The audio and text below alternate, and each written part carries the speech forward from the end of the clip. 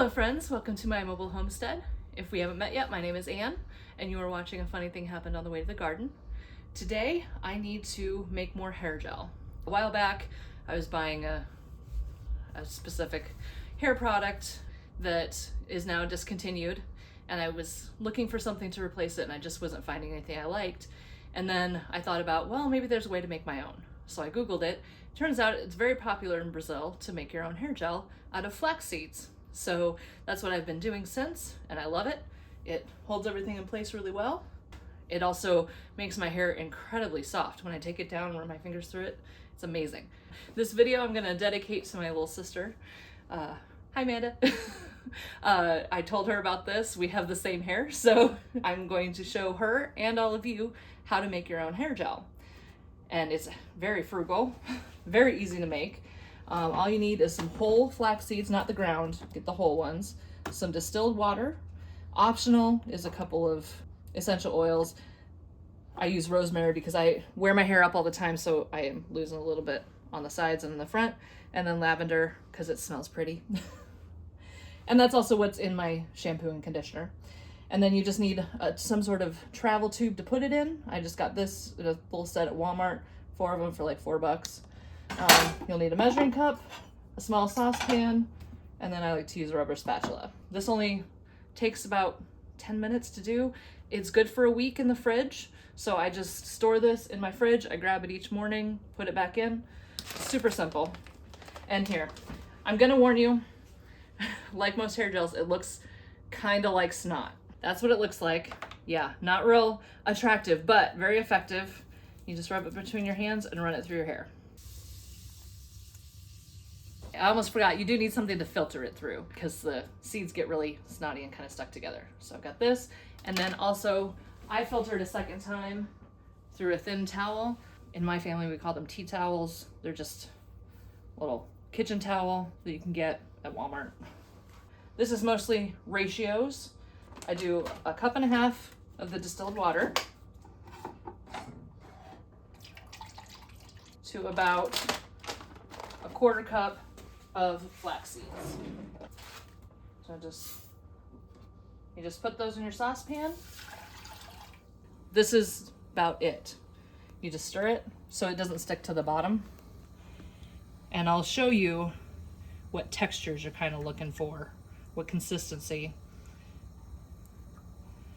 It doesn't take long for it to start getting kind of snotty in there. This is how I test it. Obviously it's still just water now, but just give it a minute here. And I've got it turned on to like medium high. I will probably turn it down once it starts going here. And it really it doesn't take a lot of effort, and I just do it once a week. And then I have my supply for the whole week.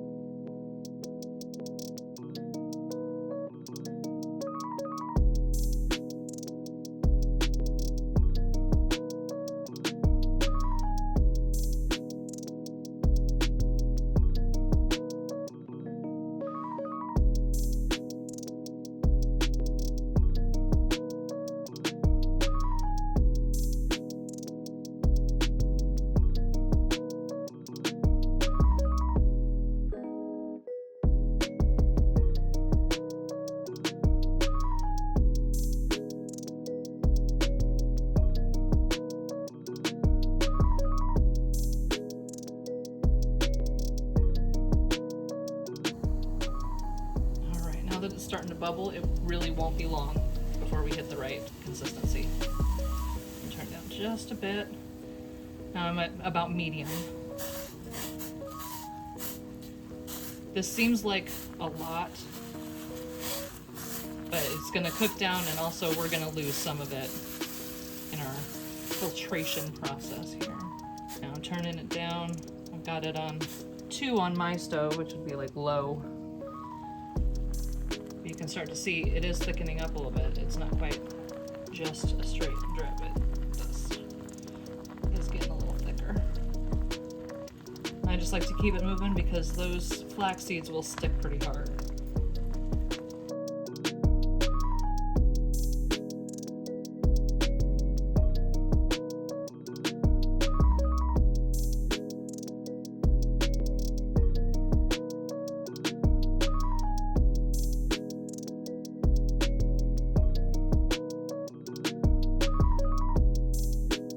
See what we got there? We're getting closer. And it's only been a couple minutes that this has been going.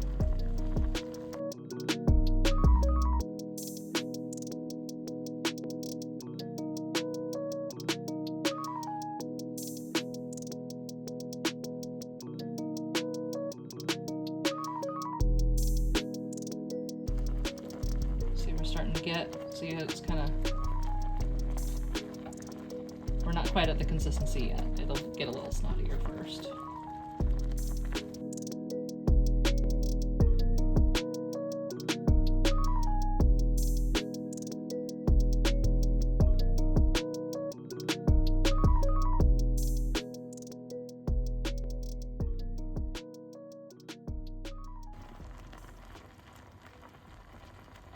Yep, see it's the way it's starting to get, that's really getting snotty. So we're really close now.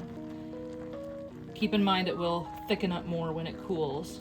And if it gets too thick, it does get a little hard to work with. And I will tell you, thus far, I have only used it on wet hair. I just put my hair up every day while it's wet and let it air dry. I don't know. I have not tried with dry hair to see how this works with that. We're really close now. It's getting quite thick, but not quite thick enough, just a little bit more.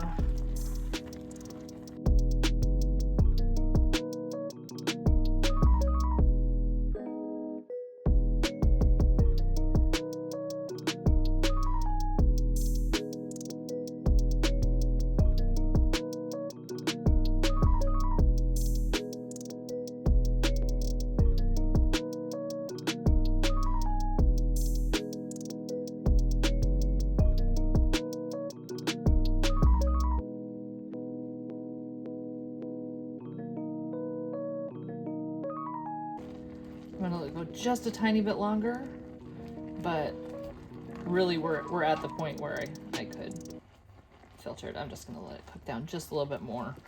I went a little bit over 1.5 cups of water. Usually I use like a scant 1.5 cups, and I poured a little too much today, so.